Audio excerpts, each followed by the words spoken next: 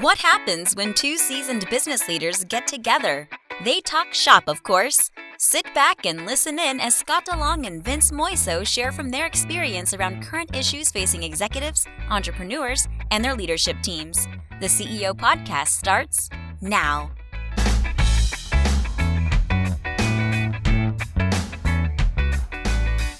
Hey everybody, welcome to the CEO Podcast. I'm here with my partner Vince Moiso and special guest Troy Hoffman. Right, all the way from Mexico. Cancun. Woo! Yeah. Welcome. Thank you. So a while back, Troy moved. He decided to go down to Mexico and live a different life and explore and see things. And he's back up for some business. That he still owns a couple businesses up here. So I thought we'd get him in and chat a little bit about not only just the adventure, but also how to step away from a business, right? Because I know that I did some work with you a while back, and there were some struggles in that, having the founder step away and the dominant the high DI kind of guy coming in, and so we, and I'd like to talk about that as well, because all these things. and how that works and how that plays. So well, we were just talking just on a side conversation, which is I think most entrepreneurs would want to know how to even do that. You know, it's like the question I get so often when I'm working with somebody is they want to know, well, what an exit strategy even looks like. You know, is there a possibility of me stepping away from my business, and how do I even do that? So, you know, I think what I was excited about getting you in for the podcast is just hearing your story about, well, one, how did you execute on that? How long did it take to execute on that? And then now, you know, okay, so how are things going? Well, and this is slightly like Moses in the wilderness for a while. And this is slightly different than an exit, because it's more stepping away and letting someone else steer the ship. Yeah, exactly. Somewhat. The day-to-day operations, they're right? steering the ship. I mean, they're doing a fantastic job. And reporting to you. So let's hear a little bit about that. It's proof you don't have to be. You don't have to think. I think people have in their mind, oh, there has to be an exit. No, there doesn't. Right. That to your point. Yeah. So talk to me a little bit about that. So what was it that precipitated you back when we were working together, right? You wanting to step back and let somebody else spend the time day to day. Well, I think it's as simple as, I know I'm not getting the results that I was wanting to get. The company wasn't moving forward like it should, almost. There's a lot of should going on in my mind, but there's also the mirror was being held in front of me, and I could see, like, I'm not getting the results for the people around me. Like, there's skills I've gotten, there's skills I just literally don't have. So that was, like, one of the main reasons to start trying to get building out the in-depth of the management system, as we have a guest in the room over here watching with us today. And I think that's why that's how the journey really started. You're seeing, like, I'm not getting this result, I need help. So let's not underplay that, because most high energy entrepreneurial types may not even recognize that piece. That here's the skill sets that I'm not utilizing or doing in the way to get the results that I want. So what made you do that self-reflection? What was that about? Oh, God. I mean, I've been really lucky to have an incredible amount of mentors in my life, and also always intentionally seek it out. Drive the speakers around at 18, read the books, listen to cassette tapes back in the day. That's how I'm dating myself. But not with these guys. I feel good about myself right now. He was vinyl and 8-track, right? Yes, he was vinyl. Speaker on 8-track.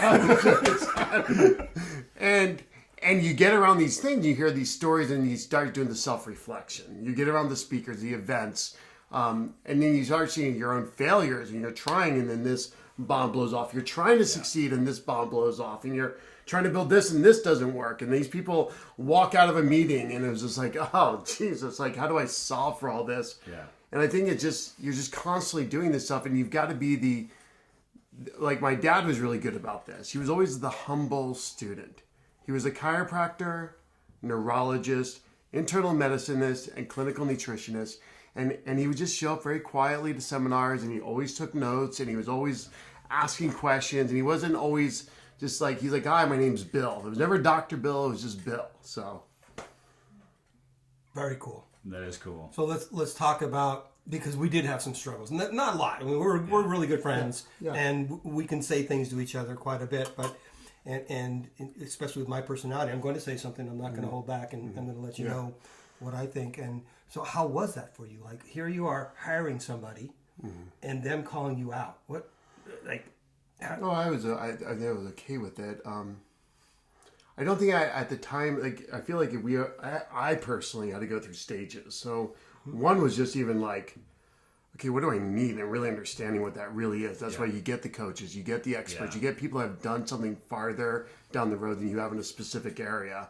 And I was like, okay, what do I need? Like, what is it? And then testing, like, what will this person do? What does this person do? And trying different people in different positions. We were just talking about, we have a common friend, his name's Mark Kohler, and I had Mark come in for a while, and he was very good at a very specific thing for a specific period of time. He was great at, daily huddles, weekly meetings, quarterly planning, and it was like a thing he was able to really get going with people and get people to buy into. At the time, we had at one point we had 83 people, went from 0 to 83 people in 4.5, 5 years, and it was a mess. Girls fighting in the hallway, almost getting punching. It was a crazy disaster. Some of the people just didn't believe in even simple quarterly planning. And so that was the first goal. There was the second goal, was trying to get people to show up for a monthly meeting. And they just weren't corporate people. We didn't have the money. We're spending as little as possible and trying to get people in the door to help and convince them to even be a part of the company. It was sheer chaos. So different people at different times to literally solve different problems. And so that's when you and I started working together. Is I just needed someone I even trusted enough to even let go a little to let someone else come in and start talking and addressing things. And that was so I had to go through a series of stages, and you asked how many years. It was a good, 3, 4, 5, 6 year process maybe of that whole letting go and being okay, someone else can do this. It's okay. They're not going to F it up. They're not going to screw it up. Okay. Well, the first step though is I think let's call it out, is you have to be a willing participant in that. 100%, 100%. So one is you literally you were willing to look in the 100%. Mirror, you were willing to be a participant, and you were willing to be held accountable. I've run into my share of business owners that are not, and if you're not willing, it's just not going to work. I mean, I would say right out of the gate, you were successful in doing what you did because you became a willing participant in understanding that in order for me to get this result, to no longer be in the business, I had to go through these hard steps to get there. And I think unfortunately there's a ton of people that are not. We share another thing in common is all being part of Entrepreneurs Organization, right? Yes. And I'm so thankful for that. So you have mentors in your own forum, right? Yeah. So I mean the whole idea, we're so blessed to be able to show up every month and have this forum that is also holding us accountable. And then as you get the multiple coaches, right? I mean, I think I love hearing that part of the story because you realize that so many coaches are good at very focused things, and you need more than one, right? You start to recognize is that, okay, it's not good enough to just have one coach because I need certain people in my life that are going to hold me accountable to certain things, and they're going to have that skill set that I don't have. Great. I'm willing to pay you the money to come in and do that and get me there. So now they used to be called consultants, and I was a coach, but it's people used to pay all the time for consultants, very specific people that would address a very specific problem. They're very specific expertise. So you did a couple things really well that I think that I need to recognize. The first one was a problem would come into the office, and you'd look over to, in this case, me. Can you handle that? Just take care of that. You'll do a better job than me. Not many guys will do that, right? It's your company. You have the ultimate veto power of everything, and you were able to hand that off. Where when you believed in the person that you were handing it off to, there was a couple times where you didn't believe in the people, and you jumped in the middle of stuff and stirred things up a little bit again, right? So I think that's a big part of it, is that you have to believe in the person that you're handing things off to. Otherwise, you're not going to do it. And in fact, most guys are going to do it anyway. Yeah, and the stage too, what stage of what thing is at which place and which capability for which time period too. And I think that's the other thing. It's if someone's taking this glass from filling a quarter way to the top, Well, you want to hire that person to fill the glass to get from quarter to the top, but if you have no water in the glass, you want to hire someone that knows how to get the water in the glass in the first place. And it's finding those people in each area and knowing their limits and not expecting anything above that. Well, you're that guy, right? From 0 to a quarter or halfway full, you're that guy. That's who you are. You have to get off the ground, like after you're running 100, 250 to 10 million, that's my world. Yeah. After that, I'm lost. Absolutely. Well, let's talk about current day today, because you went, as I exited, you brought in a true professional in your industry, because that's what you believed you needed at the time, right? Yep. How's that process? How's that working for you? It's been amazing because we finally got to the point where we could afford specific levels of, and that's the thing. It's like always pay as much as you can to the next level up you possibly can afford to reach for. Pay the next level up coach, pay the next level up consultant, pay the next level up CPA, pay the next level up whatever it is, because it's going to level you up in the process. There's always a next level for you, and you got to believe that there is, right? That's where you get guys like this and listen to podcasts like the CEO podcast to download what is possible. Your mind gets expanded and open so you can believe that I can do this, right? Yeah. So for me, it was like, okay, can we afford number one? Number two is, would someone like that even consider coming here? Yeah. So we had to first level up on that belief of hiring the recruiter and spending the huge sums of money to go and find this person. It's very expensive, and going after that person that could tell our story even better than ourselves, and target that person and bring that person in for a meeting and say, identify these people. These recruiters are experts for a reason. Yeah. And I'm not talking high end. I'm not talking the 20-year-old recruiters out there calling up all these IT people. I'm calling people that are very specific, finding people with very specific skills, have learned, again, taking the glass from a quarter to full, or whatever that is for your industry, and then being open to hearing what they give you as feedback. Give a shout out to the recruiter. Summer did a really good job. Summer rocked it. Yeah. Summer Anderson. I mean, now she sold her company. She's part of a much larger recruiting. She does super high-end CEO and executive C-suite recruiting. Amazing. And more than just recruiting, she actually did some consulting in there as well. She did consulting. Kind of help frame things so that she could invite folks in. Correct. And what we should say, what we shouldn't say, how we should act, how we shouldn't act. Right. It was almost like a film coach telling you how to act in front of a camera, and not in a fake way, but just in a more. This is what professionalism is. If you haven't, I never worked in a company larger than maybe 25 or 50 employees ever. My company was larger than any other company I'd ever worked in, and I think the largest company I ever worked in was like a bigger restaurant with all just waiters and busboys. So I didn't have that corporate perspective. There's a different dynamic in different ways for different industries. And you need that person who's literally spent decades and years working in a specific area to really refine and understand what to do. So that's been a key factor, realizing, hey, there's literally decades and decades of my life learning something specific that I'm good at, where someone else has spent decades and decades of their life working on honing their skill. So I need to pay what I can to get a hold of that skill to add it into my life in some area, some way, whatever this is that's going to help me move down the path of the vision that I have for me. So I'm interested to go backwards for a second, because at what point did you say to yourself, I don't want to be in my business anymore, but I want to keep the business? And I'll do this one call out. Scott and I were talking about it. So there's a book. I don't know if you ever saw Scott Fritz. He was my coach for many years. Yeah. So Scott Fritz was my he wrote the 40-Hour Work Year. Great book. Yes. I saw him present 2 or 3 times, and so he sells on that concept of hey, you can keep your business going and replace yourself within that business. And the beauty of it, because what he talks about is that's the best way to create a sellable business, is without you in it, right? A business that no longer needs the owner is a very, very sellable business, and he talks about that. So I was just curious, did your encounter with Scott Fritz, is that what drove you toward this, or did you just wake up one day and said, shit, I don't want to be in the business anymore, so I gotta find the path to making this happen? Good question. I feel like it was layers of things. One, I thought I could take it to X, Y, or whatever. But I think when Scott Fritz started working with, after we were on like the Inc. 500 list, and I found him at like a conference randomly. Actually, random. I think I met him in like on the way to the bathroom. We talked in the bathroom of like this EO event in who knows where at one point. And it was like a huge event. And we just started talking and met, and he's like told me what he did, and I was like, well, I need a coach. I was like, I didn't even know coaches even existed at the time. Really, no one had sold themselves to me at all yet. So that's lesson number one. People need you. You got to go and sell yourself to them. And they don't even know that you even exist. Yeah. So Scott said, well, I help entrepreneurs with your problem. I was like, really? Well, we need you now.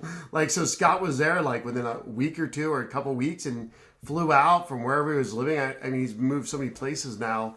And he flew out and he did the first quarterly planning thing. Yeah, wow. And facilitated it. Wow. And then I don't think I even knew the book till that when he was actually out there. Like, I didn't even see the book. And I think just hearing how to get things to run, all I cared about that time was just getting things to run right. Yeah. Like, just please God, we don't want any more bombs blowing up. DFU? You know? Does that DFU. Does that don't F up. Like, throughout the whole organization. Like, and you're in the beginning, you're trying to build software, you're trying to build management systems, you're trying to build all these things. There's so much CAC. Raise people up, build training systems. There's just, the need is so large in a group. So that's what the influence with Scott. And then over time, you start realizing, okay, I'm not going to be this guy. You also have to realize what is your calling, what is your gut, what does your spirit say too? Because everyone's got a very different and very distinct path. That this business is going to scale, and it's not me that's going to be able to do it. Okay. And so you start to recognize. You got to listen to that voice. That's pretty astute, though, because I think there aren't that many. I mean, we know the statistics. If you're an EO, you know the statistics. 4% of all small business in the United States only gets to $1 million, right? So I mean, imagine how many freaking small businesses there are. I mean, the U.S. depends and runs on small business, and only 4% of them hit $1 million. Even less than that make it to 10 million, right? So if it were easy, then everybody be doing it, right? There's nothing easy about it. So the reality is that most businesses implode at that point. Most businesses fail at that point. I mean, the funny statistics, this is all on the SBA's website, but another funny statistic is most businesses, a very small percentage of businesses don't even make it to 5 years. So let alone, let's not talk about revenue, they just don't even make it beyond 5 years because, either the owner just gets tired or, just can't scale. They explode like you talk about, like when I watch you talk. I'm reliving. I feel like I'm reliving that moment for you that I can imagine just internally must have been crazy. A lot of turmoil.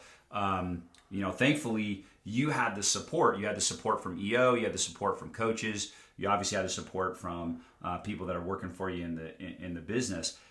I say all that because the odds were clearly stacked against you. I'm going to take that back. He had to build the support from the people that were working in the business. Not everyone was on board with all the changes. Okay. It was both times. Yeah, it was It was a kind of a family thing. Troy's a very loving kind of a boss. People love being around Troy and get frustrated with him too because he's loving you too much and ignoring me today because he's loving you so much, right? So not everyone in the business was. I'm serious. He did not have the level of support that you're talking about, and had to work on that. And in fact, not everybody can scale with the business, right? So like, the person that worked for you when you were a 10-person business isn't necessarily that person can do the same thing for you when you're a 50-person business. And you struggled with that as well, right? And it's like you hire for, let's say, this room. Yeah. You hire someone that would come and work in a very small company. It's a certain type of person than someone that's worked in a giant corporation. Yeah. And we had to hire people that would even show up to our ghetto offices. I mean, we had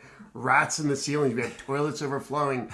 We were at the end of the major sewer line, so more than many times the entire floor of the old building would be a sewer system would like flood the office. I mean, the disasters we dealt with and trying to get people to show up at the crappy place. No funding, no capital raise. Yeah. We literally pulled up you all to give our free furniture from different warehouses that were just throwing away stuff. I mean, and it's a different person than a corporate person who's worked corporate jobs. They've had all the payroll, all the 401k, all the stuff we couldn't afford. And those people had a hard time switching to the corporate. Yeah. But you got that buy-in today. It's running now. Yeah, it's amazing. It is a huge and there were struggles even when I was there. That the fight against the man or whatever it's going to be is going to happen 100%. Because they're used to this way of living, and you want to go here, and you have to push through to get to there, and not everyone's going to go with you. You just have to be It's okay with it. And it's You have to okay. be with It's a it. process. Yeah. Like everyone's got, again, you've got your path. You've got your choice. You gotta feel, what are you called to do? Right? For you, if that's for your business or you're working somewhere in something. You're trying to lead. You may run something one point and you may back down and work for somebody at one point. But you got to figure out what's for you. And same thing for your people. They get to choose, is this the direction or path they want to go on or not? It's okay. And it's like, I used to not realize that. I used to take it personal if they didn't want to go on my path. Well, what's wrong with me? Am I bad? And like, that's where you join the entrepreneur groups. That's where you get the coaches. That's where you get the people to work on the mind much more than even on the business. Because when you work on this, you're able to open up the mind and see what's possible and get the feedback and then understand these principles so that you can make better choices for you and have clearer, concise conversations that'll move you and their lives forward. So, Can we talk a little bit about today going and forward now? Because all that history is good. It's important. All the philosophy that you're talking about, really important. But I want people to hear how awesome your life is today too. Like, it's epic. So you made this switch, right? You transitioned out a little bit, back in, back, and now you've made the switch and you're letting, a real president run your company. And he's elite. Doing a Elite great job for of this that. industry at this time for this. Which allows you to do what? What are you doing today? Like, I want people to feel that they can do it. I think one is, you've got to be very clear, number one, what do you want next? Like if you're stepping away from your business, you've got to be you got to find a coach somewhere or someone to help you process what will your life look like? What will your habits look like? Who will you become? And I had a lot of personal work. So, and even with all that personal work, there's still the drift. Yeah. Now, I enjoyed the drift because the drift was fun at first. It's like, I don't have to go to the office every week. I don't have to go to the office every day. But then it also goes, what is my life going to do next? Like if you're not very hyper clear on what it is next, maybe you need to be hyper clear that I'm going to spend the time to get hyper clear next and discover that. And in the process, it was like shedding off all these beliefs of who I am, what is my life about. And I even shed all social media at the time. I shed the company at the time. Of course, we just went through COVID. So the world was just massively changed. So I just decided, hey, I'm good. Like I'm going to go start exploring and going hang out and went surfing and try to learn kite surfing. I was sitting on the beach by myself and literally looking around, learning kite surfing. There's no one around in La Ventana. I'm like, wow, this is amazing. And I remember the moment I actually let go of it all. It was actually before I even let, and I knew it was going to happen. And at the moment I was like, okay, I just got to let go of it all. So when this guy comes in, I'm letting it go. It was the November before. I went to go see the Dalai Lama.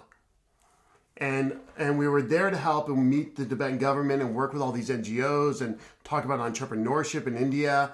And we're up there in Dharamshala, and I'm sitting on the top of this mountain watching this sunset. I remember my whole body just letting go and just feeling like, just let it all go. It doesn't matter anymore.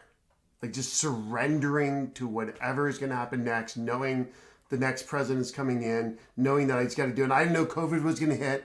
I didn't know all this chaos was about to happen. And I just knew like when this guy comes in, that's it. And I remember just like almost weeping as like my body just let go in this moment, watching this sunset over this mountain range with clouds. Like it was literally like a movie scene. And you're just like, okay, this is what the universe or God or whatever you want to call it is speaking to you. You've got to trust that voice. Wow. You've got to find it because you're going to pay the penalty if you don't trust it. You're going to pay the penalty if you don't follow it. Whatever is inspiring you naturally to go do something, you must go do that. Because if you don't, you will pay the price of not listening to it. So, or reap the rewards of listening to it. So yes, I've known you for a 100%. long time through several different relationships with women. You've Yes. always wanted like this feeling, right? Yes. Loved having women around, loved being in a relationship. Not all of them worked out when you were going through this. So the Dalai Lama story is new to me. Yeah. And I'm just wondering what impact that had on freeing things up so that you can be in the marriage that you're in today. I think that's a cool So I was story. single. I was dating a lot. Yep. And I was just open. I was just really open. And I think that's where like the process, and I started to do even more work on myself. I go through even more crappy stuff had to occur.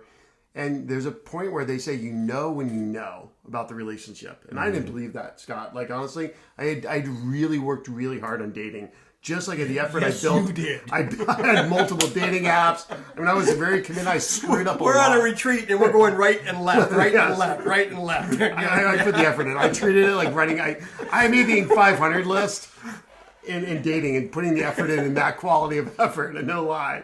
And when you meet the right person, and I did the work of myself though, like what that constantly did is have this reflection. And again, it goes back to the coaches and the consultants and the dude studying the Byron Katie stuff, releasing the emotional triggers. Like all this makes you better to attract the right relationships you want in your business, in your personal life, where you're not triggered, you're not mad, you're not sad, you're not getting triggered and responsive, and you're not getting angry and lashing out and pulling old shitty memories from the past and throwing them at employees, throwing them at the people you're married to. You release all that. And when you go through this process work, you find whatever that is for you, I guarantee it will transform every relationship, every aspect of your life, so you can attract the next thing that's even better for you. Well, you start to realize. So I was having this conversation with someone the other morning that I was having breakfast with, and who, by the way, I'd like to have as a guest on the podcast. So we'll talk about that later. Who's that? Robbie Goldstein. And what it was a great conversation, because to your point of what you just said is, when you do that work, then you start to get intentional about what you surround yourself and who you surround yourself with. So not only does your energy change, And so that you're part's attracting. not work, though, right? That's just an attraction piece. That's just an attraction piece. Like, I think so. You don't I'm have to talking work about- at it No. because you freed up things and those people present. But you also start to recognize what stops you from doing what you want. What has stopped you from doing what you want? Who has stopped you from doing what you want? And you start to eliminate those people. So like the people that you were working so hard after previously, dating or otherwise, like you no longer started working hard after that, right? So not only was the attraction coming for you, but I bet you were very intentional about who you were bringing into your life. Yeah, I think, I don't know about intentional. Yeah, I think intentional one, but I think one of you just said it. It was like, things just happen. It's like all of a sudden people just leave and people come when you Create do the work space. yourself. Yeah, you Create create space. space. You let go of one thing, something else does come. And I don't know why it works, how it works. Like I've heard this and seen it. It just does. It's one of those foundational When I laws. hit that spot, Crazy. it was like I no longer had the same desire to go to a particular event. I no longer had the same desire. That's what I'm talking about. It's like all of a sudden my intentionality changed because I don't want to surround myself with that anymore. I want to be here. My energy is drawing me here. So that's where I'm going the to go. CEO podcast, Right? Right? Yes. Well, so let me ask you this, Troy, because as we wrap this up, we're hitting that moment. You said a lot of things, and actually, I feel like anyone who's listening or watching this is one to replay a couple of times, because there's so many nuggets that Troy put out, and he's so passionate, and his energy is so big that you're gonna wanna. I think you're gonna want to listen to this a couple of times to really draw that out. So at the end, what we like to do just traditionally is, if you could say one or two or three things, and in fact you've already said them, but just sum it up. Like what if somebody who's looking right now, if we've got a listener, an entrepreneur that's running a business right now that wants to do what you've accomplished, and they want to remove themselves from their business, get someone else in there to run their business and grow and scale like you have, what's the one or two, three things that they have to do and today? live the life that you want. And live the life that you want right today. because that's what you're doing. What do they start doing today? Number one, I'd find somebody that's going to help you work on you. Whatever that is, whatever shows up in your life, pay the money, get the counseling, get the experts, get something somewhere for yourself personally, right? You got to transform you before you transform the business. Nice. Like if you don't transform you will never transform the business, because what you created, you created. You own your results. You started it, you built it, all the problems, all the success, you're the one that gets all the credit for it all. And so until you change you can't make new circumstances occur. And then you get the same thing for someone to help with the business too. And then you get very clear on, man, what do I want? What do I want? Because you can have whatever you want as long as you get clear on what do you want. And the universe will open the doors, and you just have to do the work to get it and give up the things that you want, things you thought you wanted, to go after what you really want. That's key, right? Love there. it. So we were just talking before the podcast. Vince and I were talking about someone that we know that you had to ask 4 or 5 times within a 10-minute period. What do you what want? What do you want? Right? Just say it. It'll come. Yeah. Just say it and work for it. Right? Yeah. But what do you want? That's a hard thing for people. The hardest It thing in the is. world. It Like is. I hardest thing in the watched you world. at a mastermind the other day, and it was really difficult for you to get to the question. Right? You want to tell a story, and we all do. Mm-hmm. And you've done a lot of work in this area. But for them, they had to come back and getting you to focus on the question. Okay, great. That's a great story. Now, what do you want? I did the same thing in the same event, sitting at a small table, and a young lady was asked a question, and she started talking about a story. And I finally had to interrupt her. I'd never met her before, so it was pretty rude of me. But I said, now do you want to answer the question I asked? Right? We talk around things. But what you've done, pinpoint what you want. Right? At different stages. Yeah. That's all it is. So. Absolutely.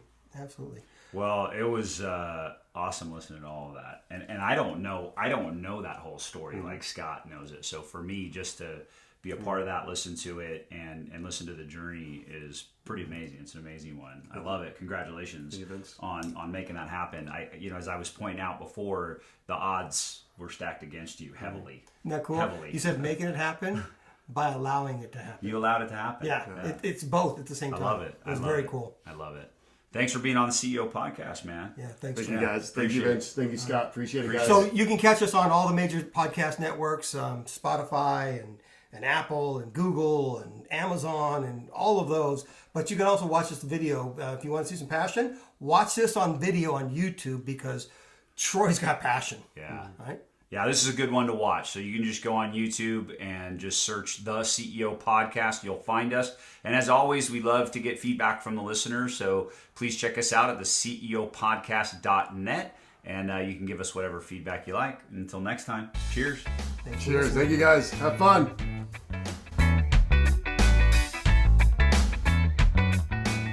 Thank you for joining us for the CEO Podcast. Please visit us at theceopodcast.net, where you can learn more about our co-hosts and listen to past episodes. If you would like to have a discussion and dive deeper into any topic, there is also an option to contact Scott or Vince to schedule some time with them. Thanks for listening.